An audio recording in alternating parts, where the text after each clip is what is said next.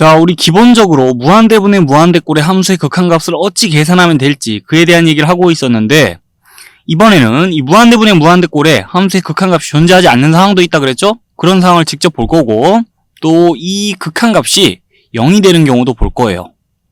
그래서 이 결과값이 나온 데 있어서 주어진 상황과 이 결과 간의 인과관계를 좀 생각을 해보는 시간도 가질 거거든요. 먼저 했던 얘기 잠시 복귀하고 가겠습니다.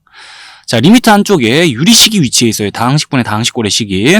그때 x를 무한대로 보내면 무한대분의 무한대꼴이 나오는 상황에서, 자, 이 식의 값을 구해야 된다면 어찌 구하면 된다 그랬죠?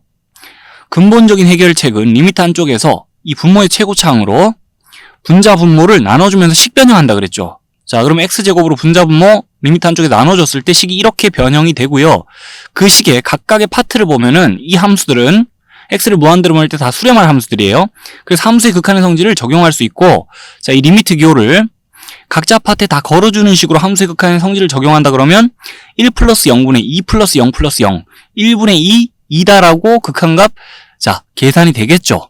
요 정도 일단 할 줄 알아야 되는데, 그 과정이 귀찮다 그러면은, 자, 이 분모 분자에서 최고차항 빼고는 없다고 생각해도 되겠다 그랬죠.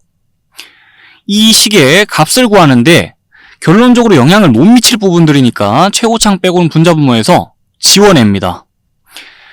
그리고 나서 리미트 안쪽에 요렇게만 식이 있다 보고 x제곱 분자 분모에 동시에 보이니까, 자, 그것들 약분해내는 거예요. 그리고 리미트 안쪽에 식을 1분의 2만 있다고 보는 겁니다. 원래 리미트 안쪽에 식이 이렇게 있었는데 우리 마음대로 리미트 안쪽에 1분의 2만 있네라고 생각하는 거예요. 그리고 나서 리미트 x를 무한대로 보낼 때 1분의 2는 2다라고 약식으로 답을 봐줘도 되겠다 그랬는데, 이것도 귀찮다. 그러면 이 무한대분의 무한대꼴의 극한값을 구할 때 분모, 분자의 지금 다항식이 차수가 같으니까 결론적으로 최고차항의 개수비만 보고 답을 해도 되겠다 그랬죠. 자, 근데 그건 주의해야 될 거는 분모 분자의 차수가 이 다항식의 차수가 같을 때 이 방식을 적용할 수가 있어요. 자, 분모 분자의 차수가 만약에 다르다 그러면은 그 방식을 적용할 수 없습니다. 예를 들어서 이 무한대분의 무한대꼴의 극한값은 계산해보면 0이 나오는데, 자, 우리 마음대로 약식으로 가고 싶다 해서 최고차항의 개수비 2분의 1이다라고 답을 내면 안 돼요. 그러면 엉뚱한 답이 나옵니다.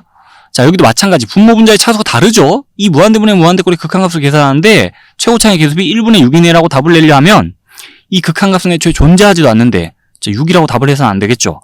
그래서 이 최고차항의 개수비 가지고 답을 내는 방식은 반드시 분모 분자에 있는 다항식에 차수가 같을 때만 적용되는 방식이라는 걸 염두에 둬야겠죠.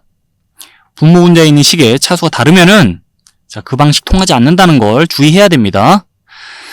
그리고 나서 이제 드디어 분모 분자에 있는 식에 차수가 다른 상황을 좀 볼게요. 이런 상황 처음 보죠. 자, 리미트 x를 무한대로 보낼 때 분모에 있는 함수, 분자에 있는 함수 각각 따로따로 보면 양의 무한대로 발산한다는 거 어렵지 않게 파악 가능해요. 그래서 무한대분의 무한대꼴 나오는데, 이제 이 식의 값을 구해야 된다 그러면 또다시 근본적인 해결책을 꺼내들 수 있는 거예요. 리미트 안쪽에서 분모의 최고차항을 봅니다. 그리고 그걸로 분자 분모를 나눠주는 거예요. 자, 그렇게 리미트 안쪽에 식 변형합니다. 그러면은 극한의 성질을 적용할 수 없던 상황에서 이제는 분자, 분모에 리미트 기호를 따로따로 걸어주면서 함수의 극한의 성질을 적용할 수가 있어요.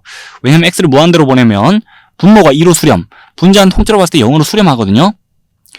자, 그래서 이 함수의 극한의 성질을 적용해주면서 2분의 0이다라고 극한값 계산할 수 있는 건데, 자, 그런데 이때는 풀이를 또 직관적으로 해줄 수가 있는 게, 이 분모에 있는 식이 차수가 더 높잖아요. 자, 그 두 다항함수 간에 차수가 더 높은 다항함수가 결국 x를 무한대로 보낼 때 이 함수의 값이 그 치고 나간 속도가 훨씬 더 가팔라요. 치고 올라가는 속도가. 그러니까 지금 분모에 있는 식, 분자에 있는 식, x를 무한대로 보내면 식의 값이 다 한없이 커질 겁니다. 근데 약간 느낌이 이런 느낌이에요. 분모에 있는 식은 값이 이만큼 팍팍 치고 나갈 때, 자, 분자인 식의 값은 아주 찔끔씩 팍팍 치고 나가는 느낌이에요. 상대적으로 봤을 때. 자, 그러다 보면 분모 쪽의 식의 값은 팍팍팍 커지고 분자 쪽의 식의 값은 상대적으로 덜 팍팍 커지면서 조금 커지면서, 자, 나중에 가면 갈수록 그 식의 값에 그 증가하는 속도가 차이가 많이 나서 결국 분자 쪽은 식의 값이 약간 상대적으로 고정된 느낌을 줄 수가 있어요. 느낌이 그렇다는 거예요. 자, 그러면 분모 쪽만 식의 값이 계속 커지는 느낌이 들면서 이 식의 값은 0으로 수렴한 게 당연해요. 직관적으로 봤을 때 그렇습니다. 그럴 수밖에 없죠. 예를 들어서 10분의 1하고 자 100분의 1을 비교해 보세요. 분모도 분자도 값이 커졌어요. 그런데 분모는 값이 10배가 됐고 분자는 값이 2배가 되다 보니까 어쨌든 이 분수 전체의 값은 작아진 거예요. 1000분의 3과 100분의 1을 비교해 보세요. 분모도 커졌고 분자도 커졌는데 자 여기는 10배, 여기는 뭐 2분의 3배, 1.5배죠. 그러다 보니까 분모 쪽의 값이 훨씬 많이 커지다 보니까 결국 값이 작아져요. 그런 느낌으로 여기도 이 x의 값이 점점 커짐에 따라 분모의 값, 분자의 값이 격차가 나중에 가면 많이 벌어져가지고 이 식의 절대값은 계속 줄어들면서 결국 식의 값이 0에 한없이 가까워지게 돼 있다는 거예요. 자, 분모의 차수가 분자의 차수보다 더 높으면은 그렇게 될 수밖에 없다는 걸 직관적으로 생각할 수 있겠죠. 근데 아래쪽에 보면 이제 상황이 반대입니다. 분자가 분모보다 차수가 더 높은 거예요. 그럴 때는 이 무한대분의 무한대꼴의 극한값이 존재하지 않을 수밖에 없는데 그 이유를 또 직관적으로 생각을 해보자면 x를 무한대로 보낼 때 이 분모에 있는 식도, 분자인 식도 식의 값이 한없이 커지겠죠. 이 함수 전부 다 양의 무한대로 발산할 텐데 근데 분모보다 분자가 지금 차수가 더 높다 보니까 이 x의 값이 커지고 또 커지고 더 커지고 있을 때 나중에 가면 분자 쪽의 식의 값이 커지는 거를 분모 쪽의 식의 값이 커지는 게 못 따라갑니다. 자, x의 값이 계속 커짐에 따라 분자 쪽의 식의 값은 갈수록 팍팍 가파르게 치고 나갈 텐데 분모 쪽은 식의 값이 상대적으로 덜 가파르게 치고 나가면서 이 분수식에서 나중에 가면 분자 쪽의 값이 비중이 갈수록 커지고 자, 그래서 x를 무한대로 보내면 이 함수는 식의 값이 한없이 커지면서 양의 무한대로 발산하게 돼 있습니다. 그래서 이 상황에서 이런 결과가 나오겠구나라는 건 직관적으로 파악이 되죠. 근데 그거를 자, 또 리미트 안쪽에서 해오던 대로 분모의 최고차항 x로 분자 분모를 나눠주면서 리미트 안쪽에 식변형하면서도 똑같은 결과가 나오겠다는 걸 생각해 줄 수 있는데 자, 이렇게 식변형하고 나면요. 지금 분모의 최고차항 x로 분자 분모 나눠준 거예요. 리미트 안에서. 그러면 x를 무한대로 보낼 때 이번에 분모를 보면 1로 수렴하죠. 분모 전체가. 여긴 0으로 수렴, 여긴 1 있으니까. 자, 그리고 분자 전체를 봐주세요. x를 무한대로 보내면 여긴 양의 무한대로 발산, 여기는 1로 수렴할 테니까. 자, 분자에 있는 함수는 무한대 플러스 상수꼴 양의 무한대로 발산합니다. x를 무한대로 보내면. 그러면 분자가 x를 무한대로 보낼 때 수렴하지 않기 때문에 위에서처럼 극한의 성질을 적용해서 분자 따로 분모 따로 리미트 걸어주면서 극한값을 생각해보려 할 수는 없어요. 그렇지만 식의 형태를 보세요. 무한대분의 무한대꼴과 달리 그 부정형이 아닙니다. 바뀐 식의 형태를 보면 양수분의 무한대꼴이잖아요. 지금의 상황에서. 양수분의 무한대꼴, 그럼 이 결과는 양의 무한대로 발산한다라는 걸 우리 생각해 줄 수 있고 어쨌든 식변형 후에 부정형에서 부정형이 아닌 형태로 식이 변형되면서 결과 이렇게 나온다는 걸 또 생각해 줄 수 있죠.